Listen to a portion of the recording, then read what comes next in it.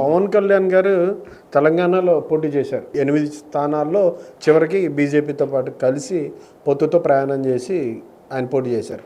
ఆయన యొక్క ఫలితాన్ని మీరు ఏ విధంగా చూస్తారు? ఈ పవన్ కళ్యాణ్ గారు అన్నాయి ఈ రోజు కాదు, 2019 ఎలక్షన్లు జరిగినాయి. 2019లో కూడా ఈయన పోటీ చేశారు. ఈయనకి ఆల్మోస్ట్ 2019 ఆంధ్ర వాళ్ళు ఇచ్చిన రిజల్ట్ అదే కదా. ఈ మధ్యకాలంలో ఏం చూసి పెరిగిపోద్ది, అసలు వీళ్ళు ఏమో చూసి ఆలోచిస్తున్నారు, ఏం కోరుకుంటున్నారు. వీళ్ళు అనుకునేదంటే కమ్యూనల్ ఓట్లు పడతాయనో, అలాగైతే జగన్ గారి మీద వ్యతిరేకతోటి మేము క్యాచ్ చేసుకుందామని చెప్పుకోవడం తప్ప ఏ అర్హత ఉందని పవన్ కళ్యాణ్ గారికి కానీ వీళ్ళకి కానీ ఓటేస్తారు. అసలు వాస్తవం మాట్లాడాలంటే కాంగ్రెస్కి హైదరాబాద్ సరౌండింగ్ రంగారెడ్డి జిల్లాలో కాంగ్రెస్కి సీట్లు తగ్గడానికి కారణం చంద్రబాబు నాయుడు గారు.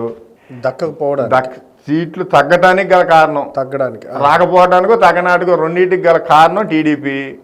బీజేపీకి ఈ జనసేన అనేది లేకపోతే ఇంకో 2-3 సీట్లు పెరిగాయి.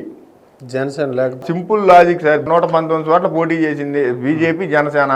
దాంట్లో 8 చోట్ల జనసేనకి ఇచ్చారు, తీసేస్తే 112 చోట్ల బీజేపీ వచ్చింది. ఈ మిగతా 112 చోట్లలో ఎక్కడైనా ఈ 8 చోట్ల బీజేపీ ఈ జనసేన కేటాయించిన సీట్లు కానీ తక్కువ వచ్చినాయో చూడమనండి. ఓట్ల జనాలు ఊరికేనే పై లెవెల్లో కలిసిపోయి పై లెవెల్లో ఏదో మాట్లాడేసుకుని అవి ఒక్కోసారి వ్యతిరేకమైన ప్రతిఫలాలు కూడా ఇస్తాయి. కానీ మోడీ గారు అంటున్నారు నాతో పాటు పవన్ కళ్యాణ్ ఉన్నారు, ఆయన నిజాయితీపరుడు అని చెప్పి ఇక్కడ సమావేశాల్లో కూడా చెప్పారు. ఇదే ఎఫెక్ట్ రేపొద్దున ఆంధ్రాలో కూడా ఇద్దరు కలిసి ప్రచారం చేసినవి ఉండదా? ఎందుకు చేస్తారండి? అసలు టీడీపీ గాంధీ భవన్ దగ్గర టీడీపీ జెండాలు పట్టుకుని టీడీపీ వాళ్ళు తిరిగిన తర్వాత కూడా బీజేపీ వెళ్ళి టీడీపీతో కలిసిందంటే ఏమండే, అసలు ఆ విధంగా జరిగితే ఇంక ఎప్పటికీ ఆంధ్ర స్టేట్లో బీజేపీ వాళ్ళు తలెత్తుకుని జనాలు ఓటు కూడా అడగలేరు. ఎలా చేస్తారండి?